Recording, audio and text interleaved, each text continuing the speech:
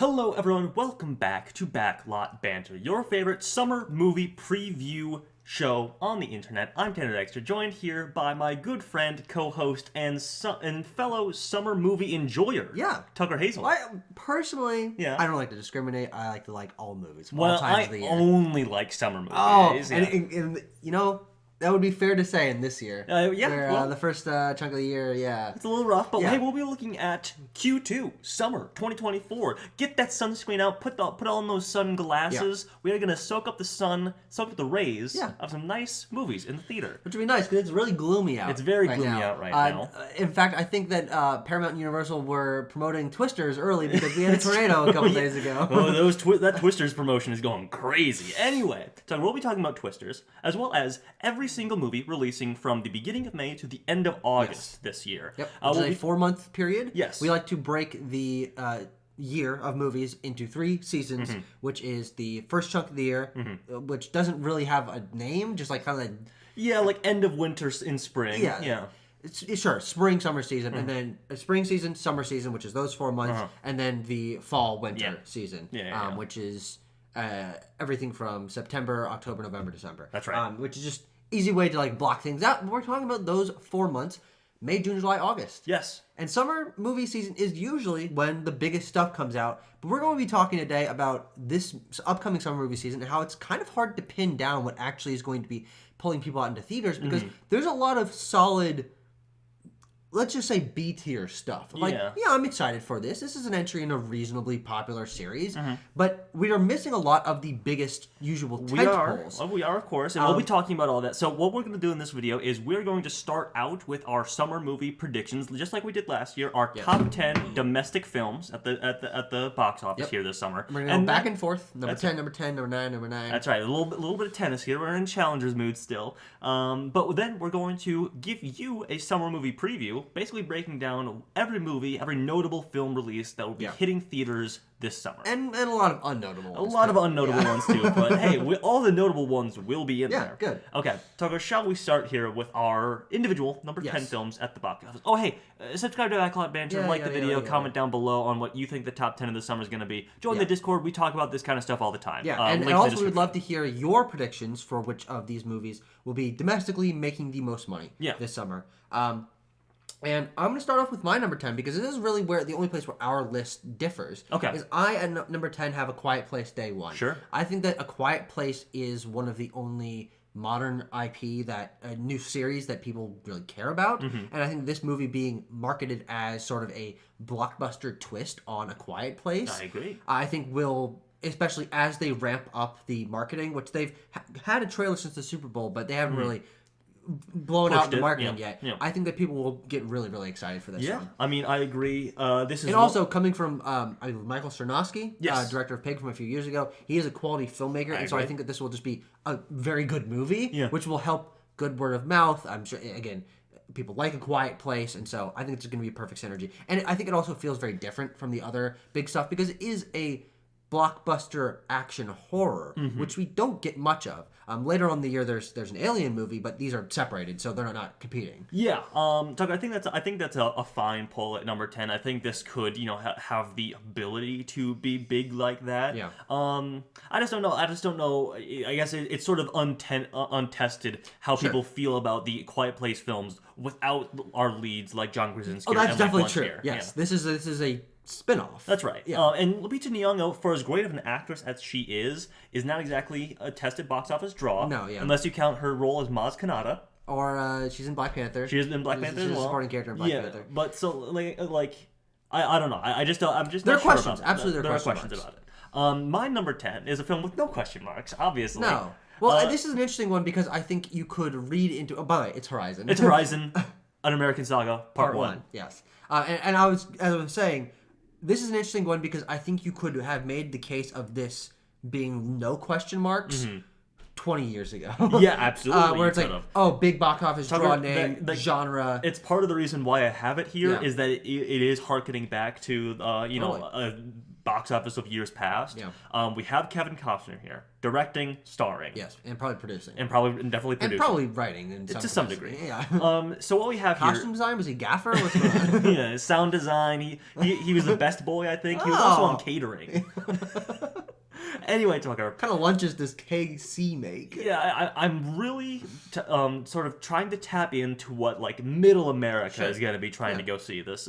Kevin Costner is obviously a huge star with his very popular series Yellowstone on Paramount Plus, which he has departed at this point. But he's coming back here with a classic Western. Yeah. He's really doling out that Kevin Costner star power to try and get people into the theater for this. Yeah. Now, I have it at number 10, and many people will be like much more bullish on this than I am. Okay. I think this film will open big. Mm-hmm. I think there'll be a lot of people going into this, and I don't think it's going to have very big legs. Okay, sure. I and also there's the part 1 thing where it's advertising itself as part 1, which isn't always a strong suit for something at the box office. Yeah. But I just have faith that like there will be a very different crowd going to this film than there will be for the rest of these 9 films. Yeah, sure. I mean, we'll definitely see. Of course. And again, that's another one where I think it's actually going to be very difficult for us to notice or care very much building up to this movie because we will see it. We're sickos, and it could be cool. And it's definitely an interesting project, regardless. Right. But we're not the target audience, and the people we talk to and know and that are similar to us are not the target audience for why this movie could potentially be big. And so we're gonna have to keep your ear to the cubicle and when you're at work, and we're gonna have to like talk to my uncle and my grandma. This is gonna be a movie that you're gonna be hearing about from your parents and aunts and uncles. Exactly. For sure. But if you're watching this movie, you probably don't care. Or if you're watching this video, of course, you probably don't care too much about Horizon America. You know what? We don't discriminate here, Tucker. We don't discriminate. All right, Tucker, what's your number 9? My number 9 is Furiosa, Mad Max Saga. I think that this is an exciting one, but also Mad Max was only a partially tested cultural phenomenon. Right. For in the modern day, for one movie, obviously, with Fury Road a few years ago, which has since gotten a lot bigger since it came out, and garnered a lot of acclaim, and it's like I guess you could kind of call it a cult hit because I think it sits higher in people's minds than it actually was, especially when it came out. It opened till $45 million, which wasn't massive at the time. It only ended up being like number. I don't think it cracked the top 10 of 2015. No. 2015 was a big year for blockbusters, regardless. But yeah, it certainly has grown in estimation, gained a following. But will that following cross over to the box office? It's been so long since Fury Road, and George Miller is like the movie is like pushing itself as from the mind of George Miller, mastermind, which George you Miller. only know or care about if you like Mad Max, of course, because otherwise people don't know who George Miller is. And I think that this is similar in style and tone to Fury Road, but I feel like I'm trying to like pull myself back on Furiosa. I think it will be big. I think it will be on this top 10, but I hesitate to think it's going to be a smash, which is why I only have it in the bottom section. I agree. I mean, I have it in my bottom 5 as well. Yeah. I'm a little bit more bullish on it than you are, I guess I would say, but I totally understand your apprehensions going into this. Yeah. I don't think that it... Because here's the thing, and the reason I'm like positing this entire discussion about this as like, maybe, even though, again, it's going to be my top 10, is because if this movie had come out 3 years after Fury Road, it could have been like number 4. Yeah, like, I don't know if Fury Road's hype had built up as it hit a streaming and home video a couple years after 2015, let's say 2018, 2019 especially, that was like Fury Road kind of at its peak of like people like, oh man, that was so awesome. If this had hit then, it could have been one of the top 5 of its summer, or certainly top 10 of its year. But we are a decade removed from that. We're a decade removed from that. I don't know if this presents especially well. Okay. I think film people have especially gained an appreciation for Mad Max Fury Road. Sure. But I just don't know if this has like the general audience appeal. I mean, obviously you're getting a big star like Chris Hemsworth in here. Yeah. Big star outside of Marvel movies. Yeah. But like, I try to get the Extraction crowd. Yeah. Yes. I just don't know. I think it presents as potentially a little bit alienating for your average audience member. And you have it at your number 7. Of course, I do. Just want to mention that because we just talked about it. We just talked about it. We'll get there. So my number 9, Tucker, is Bad Boys Ride or Die. Yeah, and I have that at my number 8 slot, so we would just go back and forth anyway. So this one I think is tapping into that general audience that we were just talking about. You have some people who have definitely either seen these movies on DVD or on TV or what have you. Bad Boys for Life did very well. Surprisingly well. In an early, like a January 2020 slot. Before the pandemic, obviously, so still benefiting from the strong pre-pandemic box office, but a January movie performing at just over $400 million worldwide. It's nuts. It's crazy. It's nuts. And honestly, this is maybe making me want to move it up a little bit. I wouldn't blame you. Just like thinking about how big Bad Boys for Life was. Yeah. Though I think that I don't know if this will hit the high of Bad Boys for Life. I think this will be a diminishing return. I think that it's probably an effect of people were looking for just something to clean their system of Star Wars back in early 2020 if you want. Yeah, but also box office way stronger late 2020 than it is now. Obviously, I mean, late in 2019, leading into 2020. This is coming out in a crowded summer season. Yeah, it's coming out on June 7th, I believe. So we're kind of sandwiched in between our late May releases like Furiosa or Garfield, and right before like Inside Out 2. This, of course, is like counter-programming to that kind of stuff. I think that's a totally fine position. It's not like last summer where like things were releasing on top of each other and cannibalized. Yeah. I actually think this is a better balanced summer. Sure, absolutely. I would tend to agree. But it's just, it's a straight down the line action movie. There's no sci-fi twist that could be alienating people. It looks fun. Martin Lawrence and Will Smith have their camaraderie back. Their back and forth is very, very easily digestible. Yeah. I think it'll do very good for itself. Sure. Yeah. And I have it at number 8. So I told you just now that I was like, maybe I'll move this up, but I think I'm fine where I am because, again, if it was Bad Boys for Life, and we were just coming off of that, I would be a lot more hard on this. Mm-hmm. But it's been a while, and frankly, even though Bad Boys for Life was I think it was the highest grossing movie of 2020 because things stopped coming out, and people enjoyed it and saw it and gave it $400 million at the box office worldwide. No one cares about Bad Boys for Life. That movie was absolutely forgotten. Came out at an interesting time where nothing in that first 3-month period really has any cultural cachet because some kind of big happened afterwards. Yeah. And so I think that this will be smaller than Bad Boys for Life. Or yes.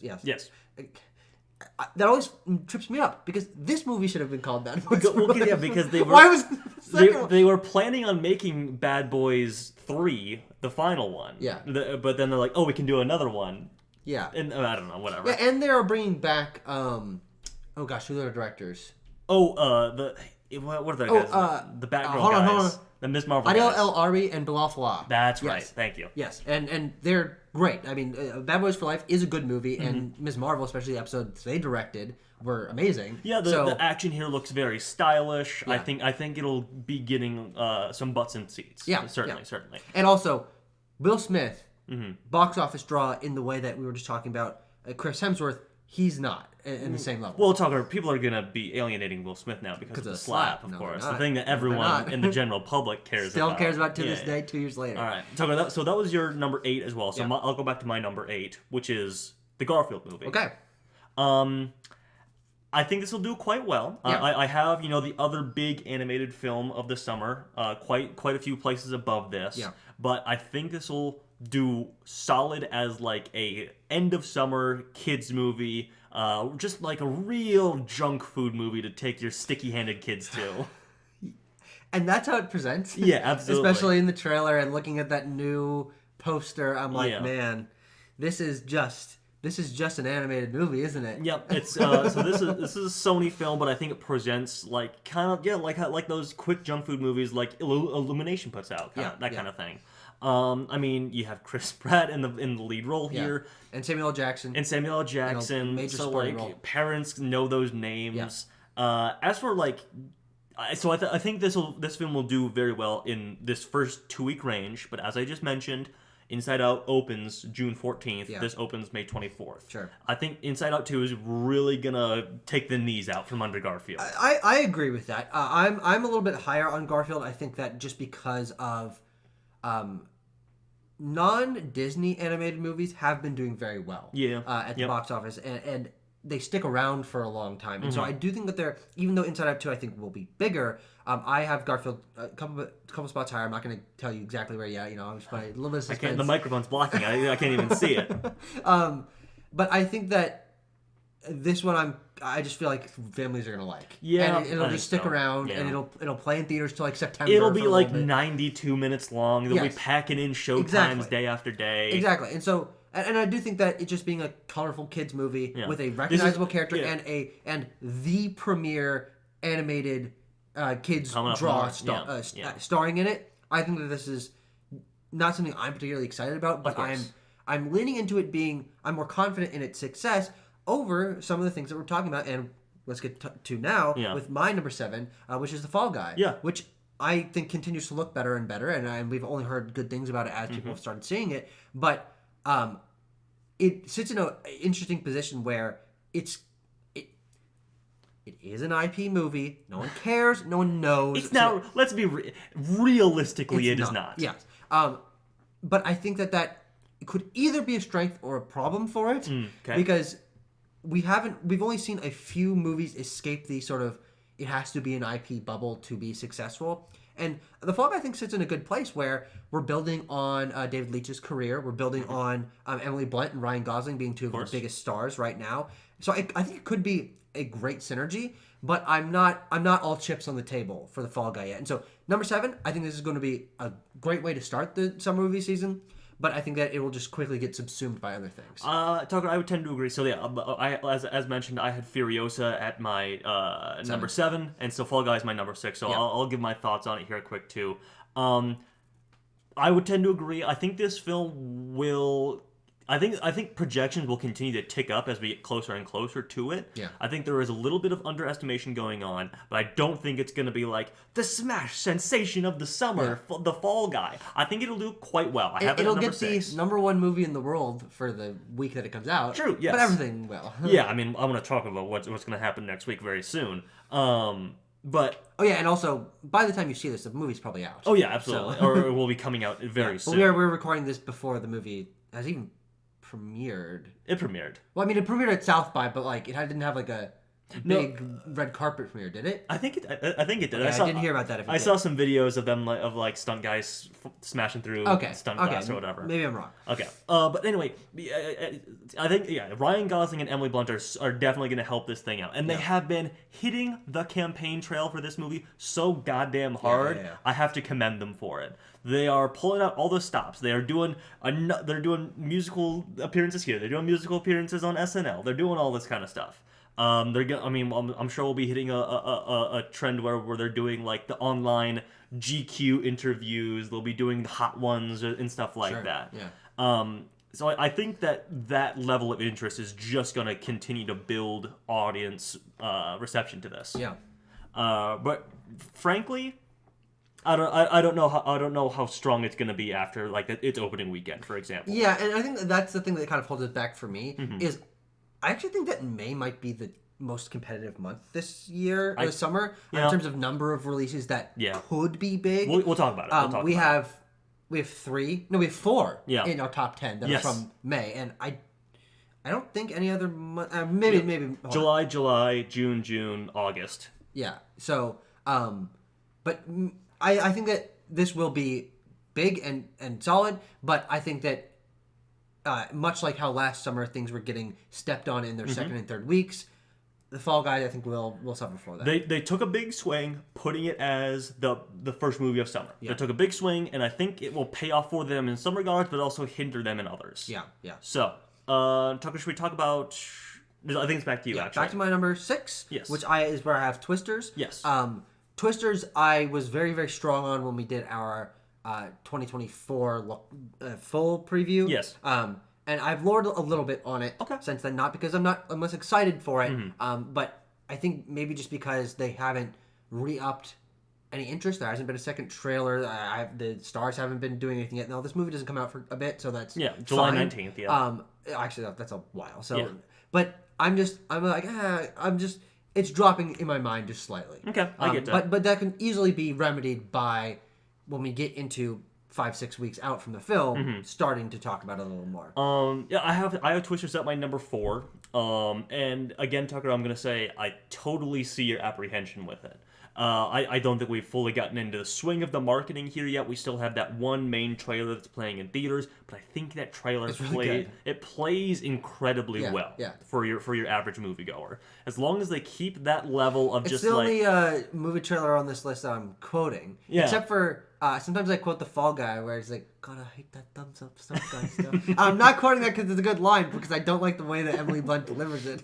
I mean, what else can I say about Twisters other than you were trading in on a very popular film from the 90s? Yes. So I think you have that sort of nostalgia going into it. Yeah, but I also don't think it's a film that seems to be geared towards nostalgia. We're not having returning actors. Of course. It is a sequel, but not in a particularly I think it's very smart what they're doing here in that sense. Because to be completely honest, if you did not know there was a movie called Twister, a movie called Twisters isn't like crazy.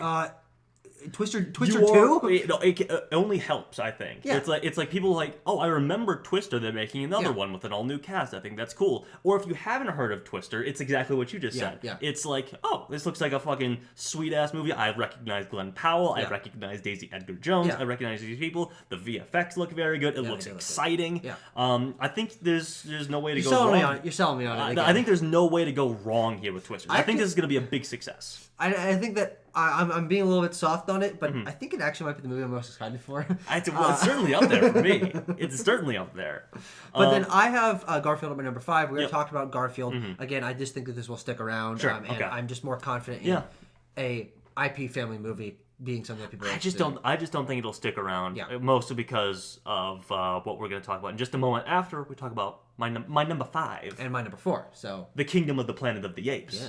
No, there's no the. Sorry, Kingdom of the Planet of the Drop Apes. The. Sorry, it's cleaner, but not really. Because it's a long title. I just wanted to put another one in there just for the hell of it. I think, for a while, I was like, I don't know. Are people still like hot on the Planet of the Apes kind of stuff? But as tracking numbers have come out, pre-sales, as viral marketing ramps up, that had some guys in monkey suits out on Long Beach or whatever. I also saw that they changed like a tunnel into like a jungle. Yeah. Like on the way to I think it's like to get to one of the theaters in New York. Yeah. It's like this. They just made it into a jungle. I think crazy. That 20th Century Fox and Disney are putting some big chips on this one. So as we just said, the Fall Guy is starting this summer. This one really feels to be like hey, here's the first big summer blockbuster. Yeah, I agree. I think it'll be bigger opening weekend than the Fall Guy. I think it'll have more people going in second, third week than the Fall Guy does, which is why I have it above there.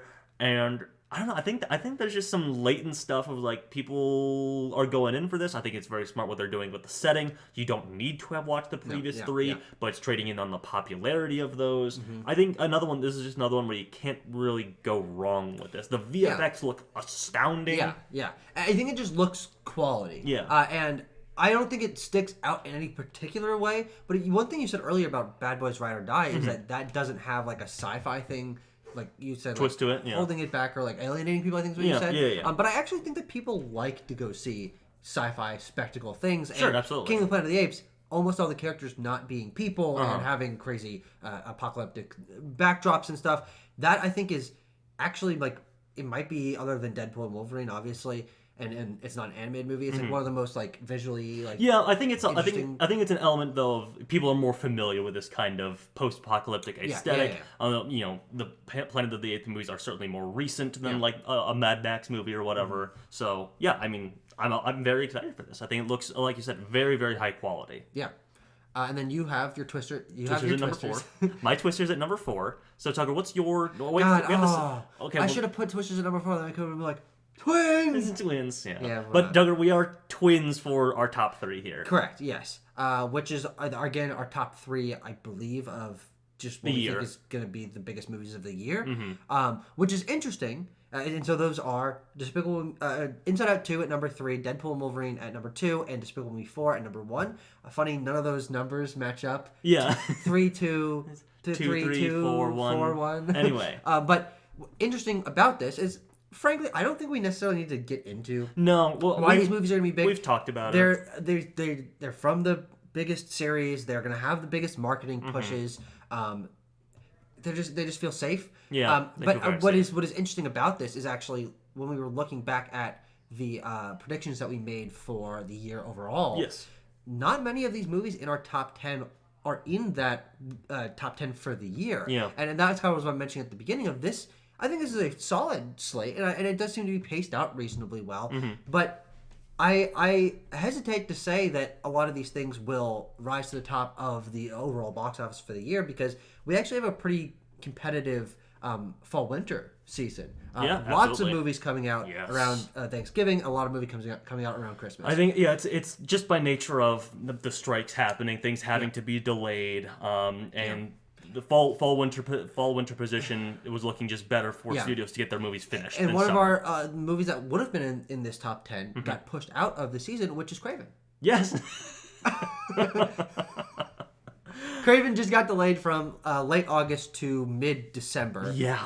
It was supposed to come out, by the by, last August. Yes. August 2023. Oh, no. They're just keeping that loaded gun to our heads, aren't they? Okay. Tucker, let's do our movie preview here. Yes. Let's start. And we're going to be doing this a little bit differently than we did our 2024 full preview, where we went studio by studio. But now we're going to be going group of weeks by group of weeks. So we're going to be just like progressing through the season, seeing as we go which things are going to take over the box office of whatever thing. Yeah. Maybe it'd be fun to say like, okay, we think this is going to be number one this weekend as we go. That could be like a second set of predictions. See how accurate we are on that. Absolutely. But this upcoming week, the first week in summer, first week of May. The week that you'll be watching this. Yes, we have 3 films releasing. 1 in limited release. And 2 in wide release. Yes. Which is The Fall Guy, which I think we can pretty safely say will be the number 1 for next weekend. We talked that one over already. And then also Tarot as the first horror movie of the season. You didn't see us talk about that there on the top 10. I wonder why. Because it's not going to be that big. Uh-huh. And Tarot is the boogeyman of this year. Oh, big time. Yeah. Oh, big time. And then also I Saw the TV Go. Yes. Which is from May 24, and we'll be getting a limited release. And then I think it will go slightly wider, like maybe the next week. Yeah, over the following few weeks. I know that the only confirmed time we have for it locally is like in June. So we'll see. But I actually really like this combo of movies to start off the summer. This is perfect counter programming across the board. Mm-hmm. An exciting limited release from A24, a K-tier horror movie. Yeah, I mean, it's like but one that will PG-13 horror. It'll make like $15 million its opening weekend or something like that. Like people will go see it for whatever goddamn reason, and us. We'll see it. We'll see it. We'll see it. And then The Fall Guy just sort of like that's the movie. A nice catalyst for the summer starting off. And then May 10th looking quite skimpy compared to May 3rd. Yeah, because that's only, at this point, Kingdom of the Planet of the Apes gonna come in and gonna swing in by a vine and take that number 1 spot from The Fall Guy. I don't think they swing on vines in this one, though, because they're like people. They're like people. They ride on horses. The apes are like people. And the apes are like people, aren't they? How'd they get the apes to ride the horses? That's strange. That's just odd. I mean, we talked about Kingdom of the Planet of the Apes already. Yeah. But, and easily another one that will be number 1. Yeah. The second week of May. This one, I think, also a smart move from Disney, because this was dated for that May 24th spot. Yeah. Very smart move of them to move back 2 weeks. Yeah. And then for third week of May, yes. This is an interesting group of movies. Now, I'm going to need you to tell me what one of these, because I've never heard of this. Okay. John Krasinski's movie, Imaginary Friends, sort of family live-action movie. Starring Ryan Reynolds, yes. Starring Ryan Reynolds, obviously, he's a big draw. Yeah. The Strangers, Chapter 1, another horror movie. Mm-hmm. 2 weeks later, we're getting another one. This one rated R, maybe? I don't know. I don't pay attention to that stuff anymore. And then Back to Black, Amy Winehouse biopic. Yes. And The Blue Angels. Tanner, what's The Blue Angels? The Blue Angels is a documentary. Are you familiar with the Blue Angels, like the pilots? No. Okay. The Blue Angels are basically this touring group of like retired Navy Air Force pilots that basically put on air shows. They do crazy stuff in planes. Okay. They like fly in formation. They fly low to the ground. It's a documentary about them. This is being released in IMAX. This is an Amazon Prime property here. They're doing a 1 week IMAX release and then putting it on Amazon Prime the following week. Sure. Okay. So I mean, but frankly, this is going to be a non-starter. This is going to be a non-starter at the box office. Yeah, of course. But nobody knows this is happening. Yeah. I haven't seen a trailer for it. Right. I'd never heard of it, and I care about this way more than everyone else does. Whatever. I was just thinking the only connection I made was this the Marlene Dietrich movie. Marlene Dietrich, Joseph von Sternberg movie, The Blue Angel. Not related. Not related. This is like go sit in an IMAX theater and watch some pilots do cool stuff. Top Gun. Top Gun. I mean, that's effectively what they're doing. But yeah, I mean... And it's probably how it was sold to the studio. Like, look, Top Gun Maverick made a lot of money. Let's make a documentary and not promote it? Tucker, this is produced by J.J. Abrams and Glenn Powell. Oh, really? Yeah. Oh, that's actually kind of cool. Yeah, it is cool. Maybe they should have produced a marketing budget for this fucking movie. And maybe they could have put it in theaters for more than a week. I don't know. Imaginary Friends, Tucker, do you think that's going to be big? I just want to talk about that. Because that's going to be... First off, let's decide, will this beat week number 2 of King of the Planet of the Apes? I don't know. I think it could. Imaginary Friends is the one that I have at my number, like 11. If I were to make a top 11 for what we were just talking about.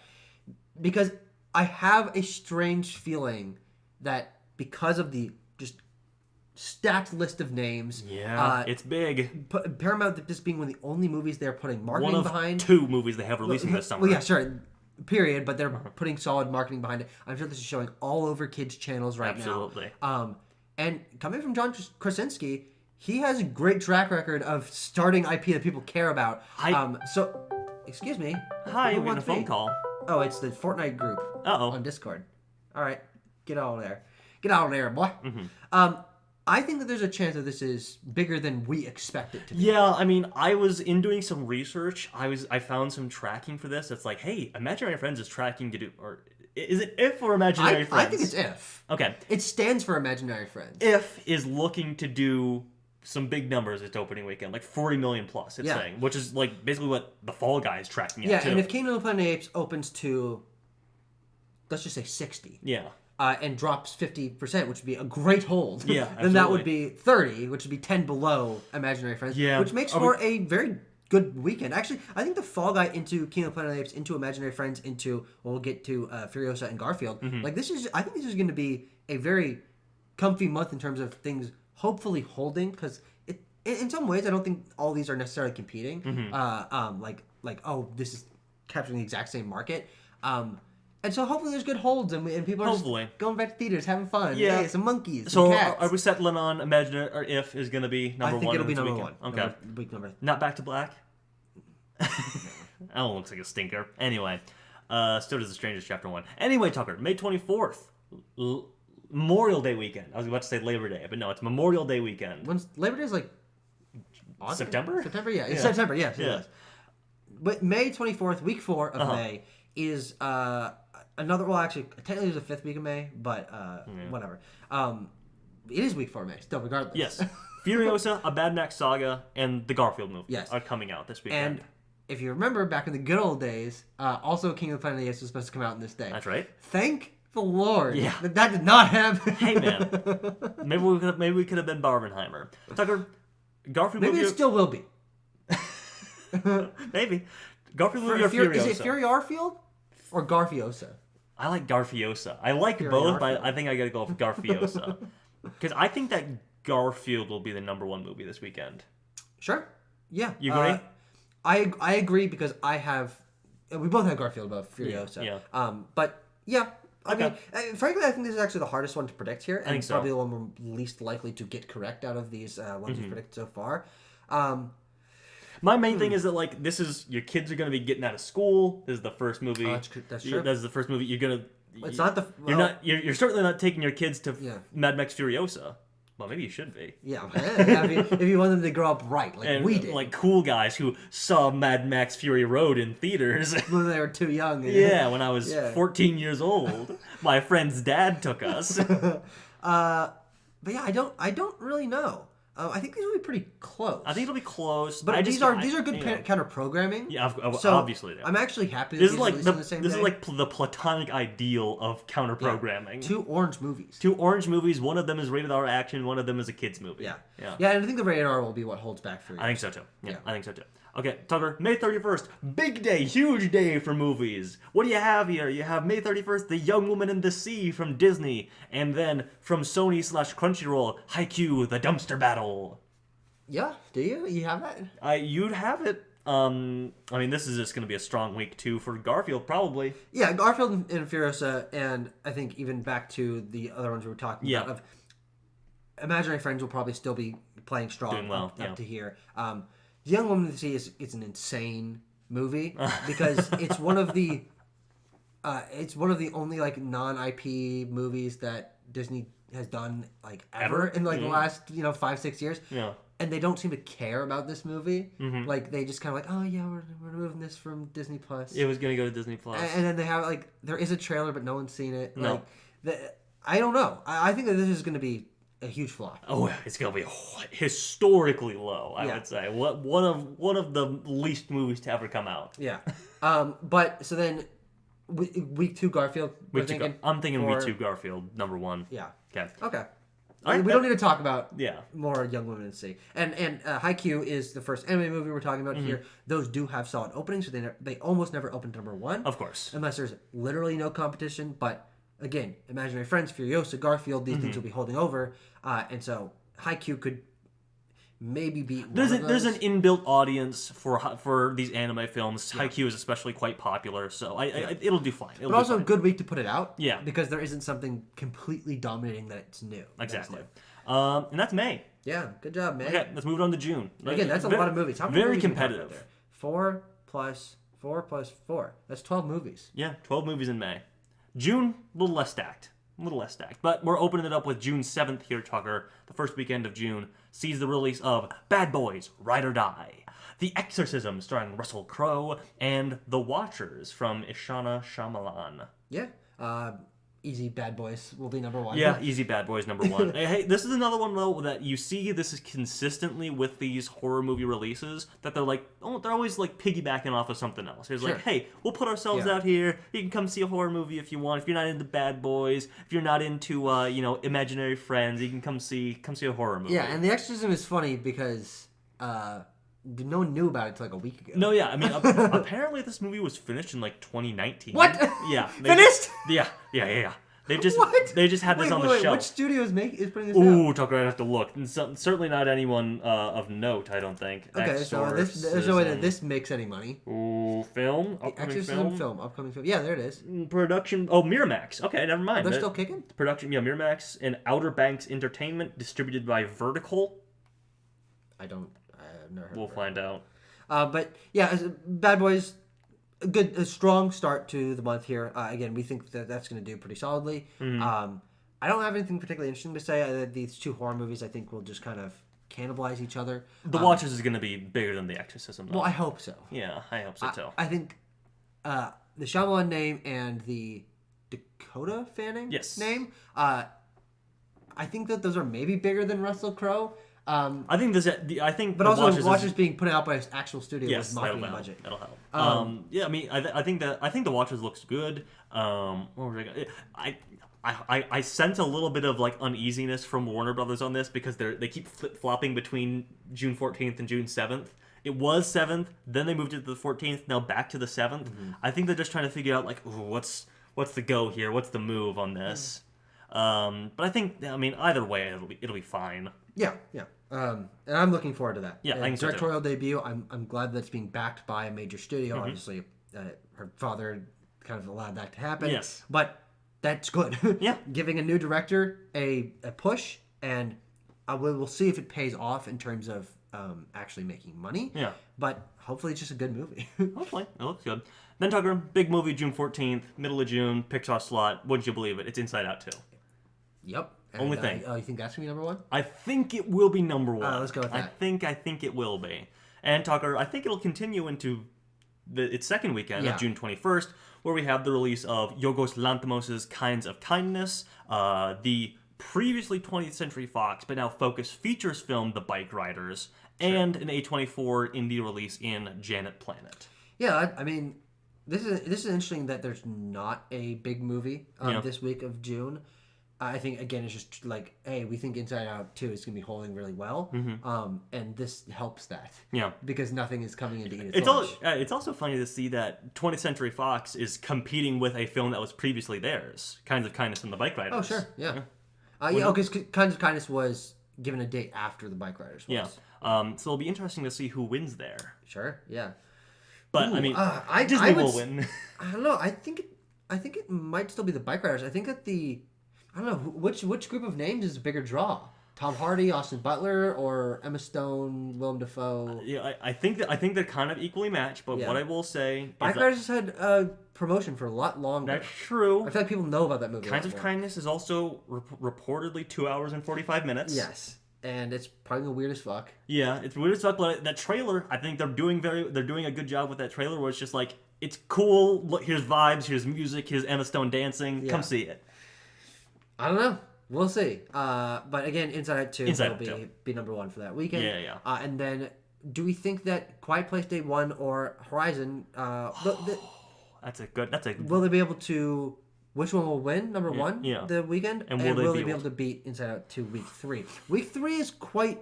If something can stick to number one for 3 weeks, especially in the summer, it's super impressive. Yeah. And if anything is going to do that, it's Inside Out 2. Yeah. But even if Inside Out 2 has a very strong weekend 3, let's say that it opens to 80, 85, 50% drop, that's 40, another 50, that's 20. And I think A Quiet Place Day 1, I think A Quiet Place Day 1 will definitely be over 20, and Horizon might be around that. No, just for point of difference, I'm going to say Horizon American Saga. All right. I'm going to go. I'm going to do it. I'm just going to see. Suddenly we have competition between the two of us, which I didn't think there was going to be for this sort of prediction. You could certainly be right with The Quiet Place. Yeah. I'm not going to say that, but I'm just taking the chaos card here of Horizon. Yeah. And then also a limited release from Apple on June 28th, Lily Gladstone film Fancy Dance, acquired out of some film festivals, and another Sony Crunchyroll film in Blue Lock episode Nagi. I'm not sure. I've never heard of Blue Lock. I haven't either. Is that like a famous anime? I think so. Blue Look that one up for me. But yeah, I think I don't think inside. I don't Soccer. think. Oh sure. Soccer anime. Okay. Hey, volleyball and soccer animes. Yeah. I don't think this will be Inside Out week 3, number 1. No. I don't think so. But Tucker, that's the end of June. Yeah, we did it quick. We did. Good work. We did it quick. Interesting enough, we said it was lighter. It is only actually by one movie. Sure. We have 11 movies that we've mentioned here. There were 12 last in May. Yeah. So it's really not that different. I think we just expect June to be the big one, especially because last year there was like 6 or 7 major releases. Yeah. And the way that this June isn't doing that. And I mean, June is where we saw Barbenheimer happen. No, wait. No, that was July. No, that was July. Fuck, damn it. Stupid. But July is where the big bucks are going to come in. Yeah. There's a nice cadence of every 2 weeks, starting mid-June, getting one of the biggest movies of the year. Yes. Inside Out 2, 2 weeks later, the beginning of July, Despicable Me 4 releases. And the only thing nipping at its heels, Maxine, baby! July 5th. A really interesting date here from A24 to just slam this right in the middle of the summer. I think that'll help them out. Actually, I think this film This is very solid counter program. I think so. Maxine is not going to do worse because Despicable Me 4 came out the day before. If anything, actually, I would say that some of these other movies coming out before this, I think Maxine being a little bit later in the summer means that if they can show that trailer alongside a bunch of stuff, all these horror movies, and it actually we might even get a Maxine trailer like with I saw the TV Glow or something if they want like A24 because we do have one out right now. Oh, it's a Maxine trailer. Yeah. Oh, sorry, I didn't know that. Yeah, it's all right. I mean, it reads much more like a kind of like serial killer in the city kind of movie. Yeah. Which I think is very interesting. But yeah, obviously still has that sort of like A24 horror interest in the trailer in it. So I think this will do very well. It's also highly anticipated by A24 stans. Yes. So yeah, I'm super excited. But Despicable Me 4 is having this July 3rd. That's a Wednesday release. Yeah. It's going to have that 5-day weekend just sort of like bolster itself, get those headlines. And because of that 5-day opening weekend, already we think it's going to be the biggest movie of the year. This is going to be the biggest opening weekend of the summer. There's no doubt about that. Well, I don't know. Do you think this or Deadpool will have a bigger opening weekend? I think that ultimately Despicable Me will make more money, but man, will both these movies open to 100? Yeah, they have to. I think if you're looking purely at the numbers, Despicable Me 4 will be bigger because it's going to have that 5-day number. Oh, sure. Yeah. In the way that there'll only be 3 exactly. for Deadpool. but I think July. It's got the holiday. It's got the holiday release, so I gotta go Despicable Me. Sure. The following weekend is July 12th, and that's got some smaller stuff. And once again, people moving out of the way. Yeah. Weekend 2 of Despicable Me 4 is probably going to be bigger than week 1 of almost anything else we've talked about here. And as you're about to say, but I'm going to take it right from your mouth and put it right in my mouth. Long Legs and Fly Me to the Moon. Yes. Fly Me to the Moon, interesting. Previously titled Project Artemis, has just recently been retitled. Got a teaser poster and an actual trailer. This is like a star-headed romance period drama or period comedy, I guess you would call it. Yeah. About like astronauts and marketing people falling in love in 1969. And it's Channing Tatum and Scarlett Johansson. That's right. And those are two big names. It's Apple? Yes. Okay.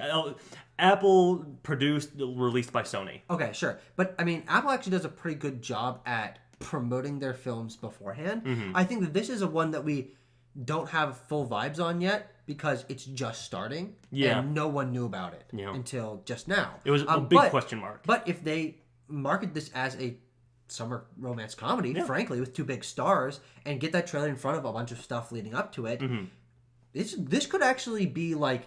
I don't think it's going to be number 1. No, I don't think so. It's not going to be for week 2. But I actually think, like, when I look at this list, I'm like, oh, Long Legs and Fly Me to the Moon are the week after. I'm like, oh, that's small stuff. There's a chance that Fly Me to the Moon is like, solid $20 million opening or something honestly. like that. Yeah. I think it looks good. I think it'll certainly get some general audience interest for sure. Long Legs not so much. That seems like a very off-kilter serial killer movie from Neon. Nicolas Cage is doing a crazy performance. I'm super excited for that. Don't get me wrong, but certainly not going to be number 1 that weekend. Yeah. All right.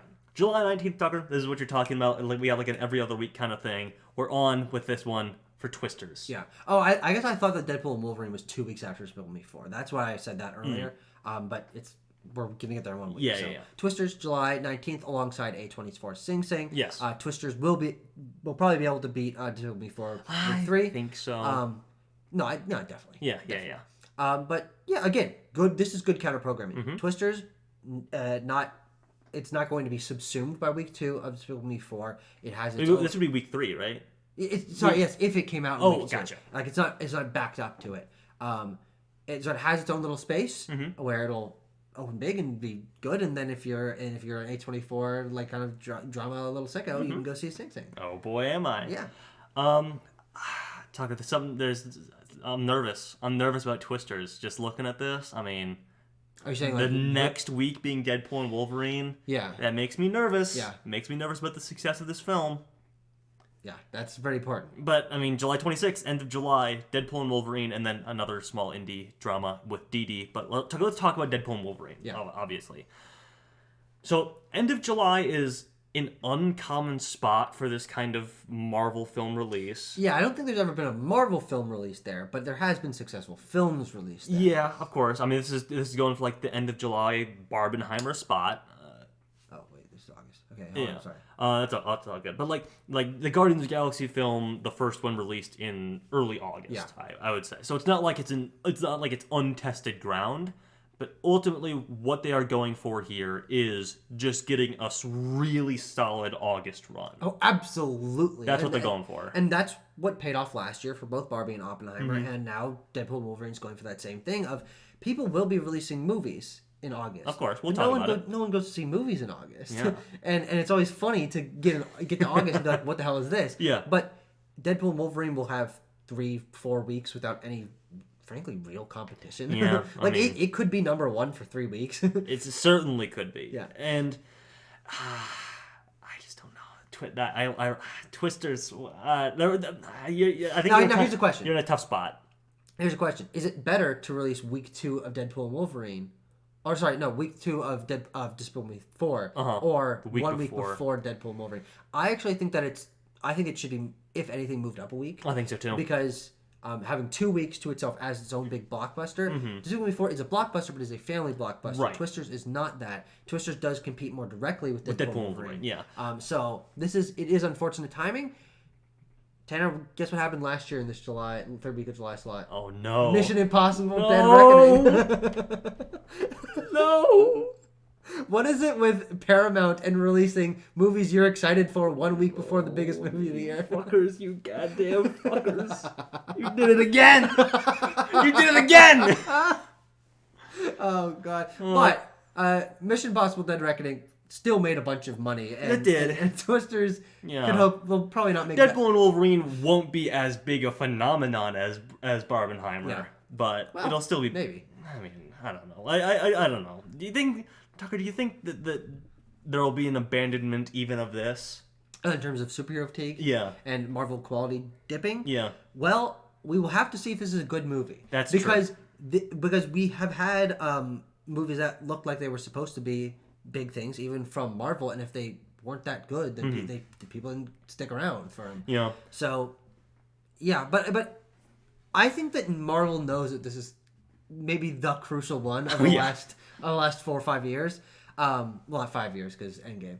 But this is the one that frankly hinges upon people coming back to get reinvested in these characters, in the revitalization of their currently floundering universe.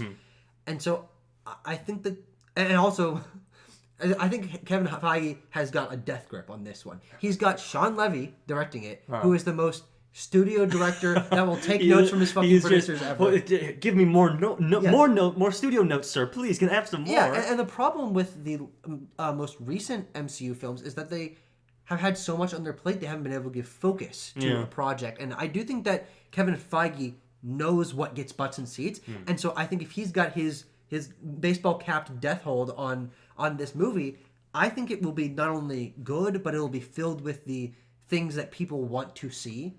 I think he knows that, and I think Sean Levy is his whipping boy for it. So, and also Ryan Reynolds also knows what people want. Like bringing Wolverine back. I mean, obviously they're trying to go all out for this. It'll pay off. It'll pay off in spades. Well, of course, it'll be big. But yeah, what was your question about it? Will we see an abandonment here? Will this disappoint? Well, now the question is, what does abandonment mean? Because I think this will be the highest grossing Deadpool movie. I agree. I mean... and it'll probably be the highest grossing X-Men related movie in the last 15 years. Basically, my question is, like, will we see this slipping from where we're anticipating it at? Well, what are we anticipating at? I mean, what do we say? What do we say in our 900? Yeah. I mean, I think like if it makes below 900, we consider that a disappointment. Yeah, I think so. I mean, I think a lot of people will be spelling doom if it doesn't make $1 billion. Yeah, I would. I think people will be. I think that'd be a little bit ridiculous. I think that, frankly, other than No Way Home, which was a little bit of an anomaly, though this is kind of the new No Way Home, to be completely honest. Yeah. There is the current top of Marvel film grossing seems to be 850. Yeah, to that's like what 920. Guardians made last year, and Multiverse of Madness and Wakanda Forever. So, and those are all good movies that were popular. Those are all good movies that were popular, and people weren't spelling doom for those. No. They were smash successes. Yeah. But I don't know. I think there's just something, perhaps with the desperation of this one, perhaps with like the scale of the big swing here, that maybe if it doesn't make $1 billion, it'll be a little bit more pessimistic. Yeah. Not that that's necessarily fair, but Tucker, let's talk about August. August time, baby. August 2nd is Harold in the Purple Crayon. It is just a strong week. Isn't it just? It is just Harold in the Purple Crayon. Oh yeah. Oh, literally. Yeah. That's the only release we have then. Because something moved out of there. I forget what. Craven.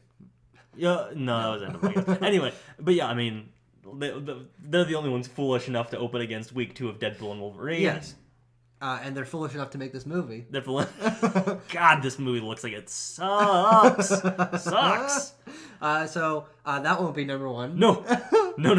And the only, frankly, kind of the only competition for like the first half for Deadpool and Wolverine half of August is week 2, Borderlands.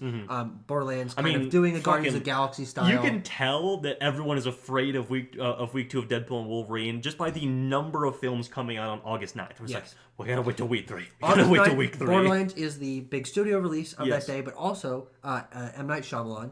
We were talking about Shauna Shyamalan earlier, but M. Night Shyamalan's film Trap comes out August 9th alongside Neon film Cuckoo and The Fire Inside, and It Ends With Us. Yes. There's no way all 5 of these movies come out the same day. There's no fucking shit. I am smelling a move for the Fire Inside. This is an Amazon MGM release. I think they're gonna probably push this to the fall for maybe more of an awards play. I would agree with that. Yeah. I mean, for people who aren't uninitiated, because there's absolutely zero marketing material for this at this point. It is the true story of a woman from Flint, Michigan, who goes on to be an Olympic level boxer. Sure. So yeah, it's very much like a star. Oh, I haven't heard of her before. Okay, well that's fine. Yeah, she's not like it's not like a movie star. What that means is like, if they market this well, I don't think it'll be big. Yeah, I mean it's Brian Tyree Henry is in this thing. He's her coach. Yeah, so yeah. But yeah, I mean, Borderlands. You think is Borderlands gonna take the top spot from Deadpool? No. Okay. Wait. Did you think I was hinting towards that? I said it was the only kind of competition. I get you. Okay. Because it's not going to be. Well, actually.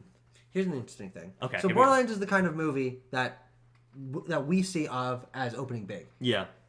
Based on an IP. Yep. Big actors in it, explosions, funny, crass humor, yep. fucking crazy nonsense in the background. It's like Guardians of the Galaxy. They like go through a big monster like Guardians too. Borderlands is going to open comfortably, but it ends with us as an adaptation of one of the most popular romance novels of the last decade. Mm-hmm. With who's the star of that? Blake Lively. Yeah. Blake Lively, maybe not big enough to like really open a movie. And there's like not really anyone else famous in it. Yeah, but how do we think that this versus Borderlands? Because again, we're very confident Deadpool and Wolverine will stay number one. Mm-hmm. But do you think Deadpool and Wolverine Borderlands it ends with us, or does it end with us kind of come from the bottom rung? I think, or is it ends with us kind of what happened with the Daisy Edgar Jones movie. Where the Crawdads sing, yeah. Where it stuck around for a while and it ends up grossing a surprising amount because of good word of mouth the proper audience. I think that'll be what happens here. I think it ends with us could be like a surprise number 3 this weekend. Yeah. Why would that be a surprise? Beating Trap. Oh, yeah. Oh man, that's a really interesting. I think this and Trap will be close. Yeah. But depending on, this movie has been pushed from February 14th to June 7th to now August 9th. Yeah. But I do have to say that unfortunately for a guy that we like, M. Night Shyamalan, who is a name, he has not been able to open recently. Knock at the Cabin only opened to 14 million, and Old opened to, drum please, 16. Okay. I think Trap lands in the same area, and I think that It Ends With Us could be in like the 18 area. Yeah. I mean, I think it'll be tight. If they market it ends with us. Yes. If they market it, I think it could be a tight number 3. Show it on the Hallmark Channel. Get it all over Amazon Prime. Right. Blake Lively. Get the cover. Colleen Hoover's name in big letters. Yeah, that's right. Yeah, we go. And then Cuckoo. Cuckoo. I'm very excited for, but that's gonna be like a $6 million opening. If that. Yeah. And there we go. That's August 9th. That's a big day. It is. It is the most movies as of this now. Yeah. Again. No chance all those movies come out the same day. Yeah. Most movies come out in a single day. Planned for this summer at this moment. It Ends With Us could get moved for a 4th time. It certainly could. August 16th, Tucker. Alien, Romulus, and Horizon an American Saga. Sure. Chapter 2. That's good kind of programming. It's fine. They don't overlap. No, not really. And I'm decently interested in both of them. Mm-hmm. This is going to be... Fine day for me. Is this going to be the first week where Deadpool and Wolverine falters? Yes, and it's to Alien, which is also Disney. Yes, correct. Which means maybe we're getting similar to what happened with Wakanda Forever into Avatar: Way of Water. Yeah, where it's just like Disney just keeps they just hand off the baton to themselves. Yeah. I mean, Alien Romulus looks cool. Is there a world in which, like, if Horizon Chapter 2 or Chapter 1 is a massive deal, is there a world in which Horizon Chapter 1 or Chapter 2 takes the top spot here? I would say so. Okay. Yeah, because actually, I mean, Alien is interesting in that it's not untested waters because we got 2 last decade. Yeah. But they weren't like they were kind of like weird and like this guy was doing some wacko shit. So because we started that off with Prometheus, and then Alien Covenant was a sequel to Prometheus, and we're like people were like, wait, was Prometheus that was an Alien movie? I didn't see it. It didn't say Alien in the title. But so this is just going back to the roots. Horror Alien movie. I don't know. August is I think a weird time for this. I think so too. I almost think it makes more sense in my mind if Disney were to all in on this and make this a Halloween. Summer blockbuster horror release. Oh, sure. Alien IP action horror. Mm-hmm. But they're not. They're just kind of putting it into August. Yeah, which is not bad in terms of if this is good and people are interested because it feels different, that it has kind of some space to itself. Mm-hmm. Because late August, early September is nothing's really going to knock it down. We'll also talk about, the following week, August 23rd. Is any of that stuff going to beat Alien Week 2? No. Yeah. No one knows about The Crow. No one knows about The Crow. No one knows what The Crow. Well, why don't you read out what this movie is, by the way? August 23rd. The Crow, Blink Twice, and The Forge. Talk about Blink Twice and The Forge. Okay, so The Crow, obviously, we all know what that is. Well, we just got done saying no one knows what The Crow is. It's Bill Skarsgård. He's got supernatural powers. He's killing people. It's rated R. He's edgy. Blink Twice is the directorial debut of Zoe Kravitz.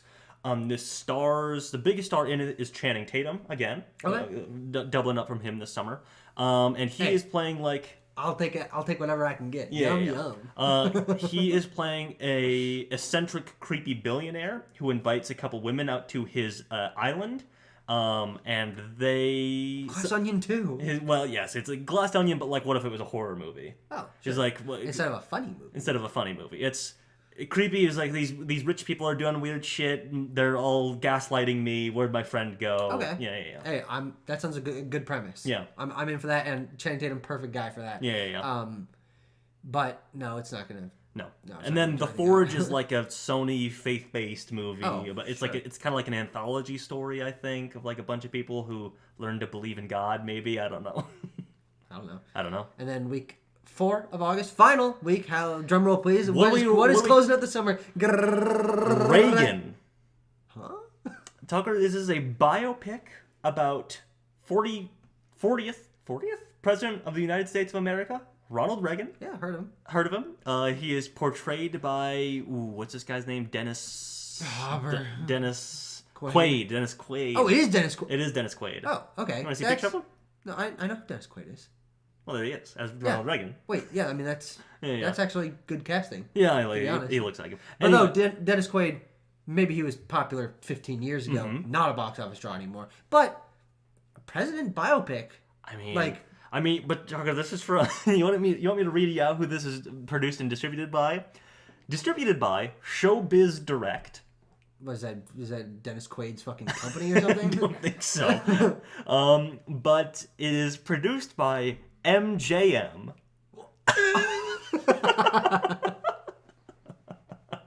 Amazon, you need to get someone on this. MJM Entertainment. They don't even have a Wikipedia page. No, there's no hyperlink for that. There's no hyperlink.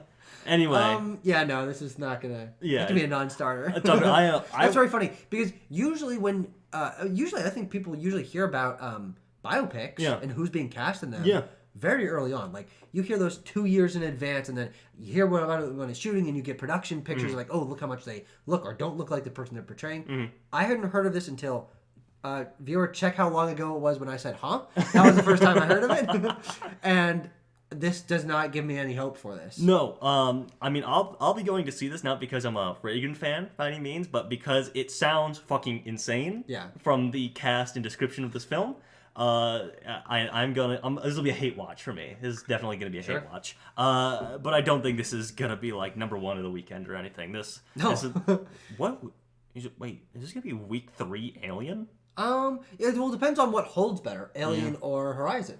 Because if Horizon has word of mouth with the people that matters to go see it, it could creep its way up. Come back up. Because Alien, being more of a blockbuster steeper fall off, will have probably a steeper fall off. Yeah. Okay. Well, hey, Horizon Chapter 2 in week 3 of release finally gets that number 1 spot. That'd be interesting. That'd be really fucking weird. Yeah. We could see something pushed back, as well. True. Well, I mean, honestly, they even could put Horizon out a week later. Yeah, then Alien would have a week 1, and then probably, if Horizon and Alien don't release on the same day, Horizon would beat The Crow. Yeah. And so that could be week 1. Yeah, or one of these mini August 9 movies could be moved back. It Ends With Us could close out the month, frankly. It could, and that would be number 1. Yeah, for sure. Well, lots of things still up in the air. Obviously, that's the farthest out, so that's the most likely to change. And we did see. I mean, that's why there's a question mark there, is because Craven was going to open on August 30th. Oh, that's right. Yeah. And obviously that would have been number one. So there is a vacuum there. I think we'll definitely see something. And a very recent vacuum. As the time we're recording, it was like 2 days ago. Yeah. That like, it was moved. It so there hasn't Friday. been enough time for any of these other studios to like. Yeah. The business meeting, the news broke on Friday, so there hasn't been studio meetings. We're like, hey, should we fill that vacuum? Should we fill that void? Yeah. I would say by the time you're watching this, you probably know what movie's going to come out on August 30th. I mean, that's other than Reagan. And then not to bust out a summer talk here, but that's just sacrificing yourself at the altar of week one Beetlejuice. The following week. Yeah. But if it ends with us, Horizon, you'll be fine. That's Beetlejuice will not really impact things. Yes. Okay, Tucker, that's the summer. 4 months of movies. I don't know how many movies we talked about here. Many. Somewhere in the ballpark of 45 to something like that. Yeah. This is going to be interesting because there's a lot of question marks. There's a lot of opportunities because we are lacking Fast and Furious and DC and Star Wars. There's nothing big like that. We only have one Marvel movie, only one Pixar movie. Yep. There's the chance that things like Mad Max and Bad Boys and Twisters and Planet of the Apes will have bigger cachet now because people just want to go see movies.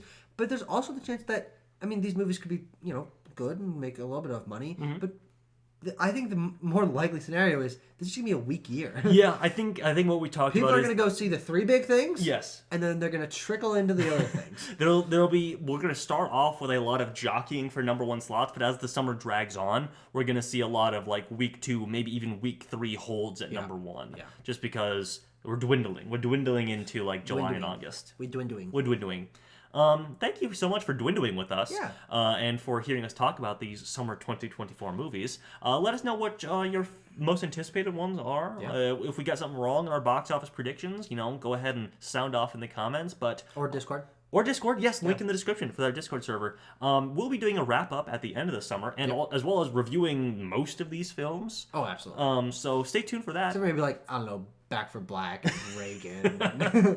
I could do a solo rant on Reagan if you want. That'd be kind of fun.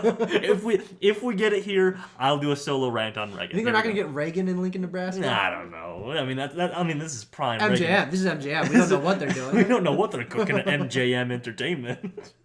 Metro Joldlin Mayer. I love those guys. All right. Thank you so much for watching, everyone. We'll see you next time.